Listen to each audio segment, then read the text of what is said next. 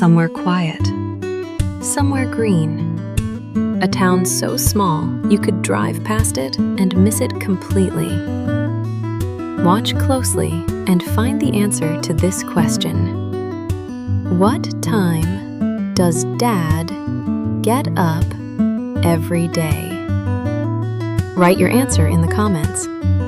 Listening for small details like this, not just the main story, is exactly what helps your ear catch natural English faster. So stay sharp. Close your eyes for a second. Now imagine this. The sun is just coming up over Milbrook, a small countryside town where the streets are quiet enough to hear birds, and everyone still waves at everyone else. There's one main street, a general store, a little bakery that opens at 6, a school with a bell that actually rings. Around the edges of town, the land opens up into farms, paddocks, and winding dirt roads, still soft with morning mist. On one of these farms, just outside town, a family is waking up, and you're right there with them. Dad gets up first, 5 o'clock every single day. He pulls on his boots at the back door and heads out to the barn while the sky is still gray and the air is cold enough to see his breath. The animals don't care what time it is. They're always hungry, and they let him know it. Back in the farmhouse, a light turns on in the kitchen. Mom puts the kettle on, and while she waits for it to boil, she looks out the window at the paddocks, still and silver in the early light. For one quiet moment, it's just her, the kettle, and the view. Upstairs, 2 kids are still asleep, wrapped up warm. Sam is 8, old enough to have real jobs now, and secretly proud of it. Ruby is 5, and still allowed to sleep in a little longer, which she thinks is very unfair. By 7, the whole family is at the table. Dad comes in from the barn, smelling like hay and cold air, and Ruby wrinkles her nose. "You smell funny," she says. Dad just laughs and ruffles her hair. After breakfast, everyone has a job. Sam feeds the chickens, tossing handfuls of feed while they crowd around his feet. Ruby collects the eggs, carefully, very carefully, ever since she dropped one last week and cried about it for 10 minutes. Mom hangs the washing out on the line, keeping one eye on the sky in case the clouds turn to rain. It only takes 10 minutes to drive into Milbrook. The family knows the baker by name. She always saves the end piece of the loaf for Ruby. They know the shopkeeper, who still writes prices in pencil.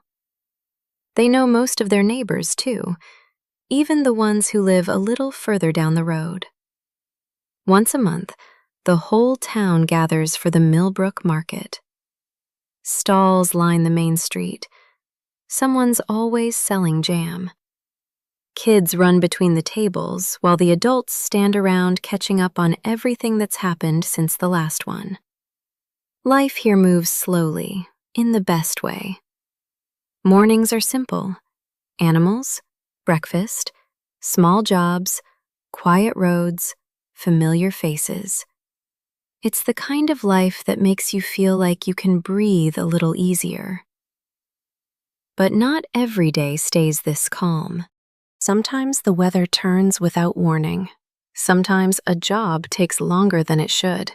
Sometimes something breaks or gets lost or goes wrong in a way nobody expected. That's just part of living close to the land, the peace and the challenge, side by side. Today is one of those days, and today is a big one. Weeks ago, Dad promised Sam and Ruby something special. If they kept up with their farm jobs every single day, they could finally get a puppy. Not just any puppy, a farm dog from old Jim's litter, the ones born down at his place on the edge of town. Jim only brings them to the market once, on the last Saturday of the month, and whoever gets there first gets first pick. There are only 3 left. Breakfast runs a little long. Ruby can't find her shoes, too excited to sit still. And by the time everyone piles into the car, they're already running late. Dad drives a little faster than usual down the dirt road. "We'll make it," he says. Sam and Ruby lean forward from the back seat, watching the road like it might disappear if they blink. Then, thud, thud, thud. The car lurches. Dad pulls over onto the gravel shoulder, and everyone climbs out to look. A flat tire. Back left, completely flat. Dad checks the boot for the spare. It's not there. Still at home, forgotten after last week's puncture. Nobody says anything for a moment. "What if the puppies are gone?" Ruby asks quietly. Mom checks her watch. Jim never keeps them past midday. If the family doesn't move soon, someone else will pick all 3. Then a ute slows down and stops behind them. It's Pete from the farm down the road, also heading into town, also running a little late himself. He takes one look at the tire. "No worries, I've got one that'll fit." Dad and Pete get to work. Sam counts the bolts out loud, half to help, half to make the waiting bearable. Ruby holds a tool like she's part of the repair crew, eyes on the road every few seconds, just in case. Minutes later, it's done. "That should get you there," Pete says, wiping his hands. "Go on, I'll catch up." They thank him and drive the rest of the way as fast as they safely can. They pull into Milbrook with the market still going, but Jim's stall, right at the far end of the street, already looks quieter than the rest. Ruby's stomach drops. They half run the last stretch. Jim looks up as they arrive and smiles. "Was starting to think you weren't coming." Behind him, in a low wooden crate, one puppy is left, a small sandy-colored one, ears too big for its head, watching them with obvious curiosity. Ruby doesn't even ask. She just looks at Dad. He nods. They made it. Not right on time, but in time for what mattered. By the walk back to the car, the puppy is already asleep in Sam's arms, and the flat tire is just a story to tell. One more ordinary adventure, on the day everything nearly went wrong. And didn't. Not every day stays this calm, but even when something goes wrong, there's usually a way through. And sometimes, a neighbor ready to help. And a very good reason to hurry.